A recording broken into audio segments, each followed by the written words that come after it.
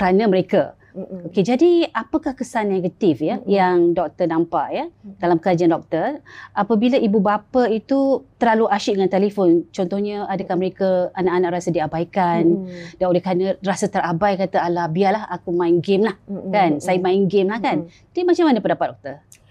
Sudah tentu penggunaan media digital yang tidak berhad, yang oleh di kalangan ibu bapa ni memberi kesan yang negatif.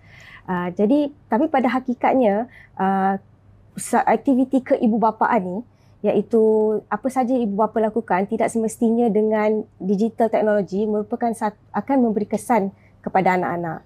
Jadi katalah contohnya bila anak tu melihat mak dia atau ayah dia suka main phone ketika makan.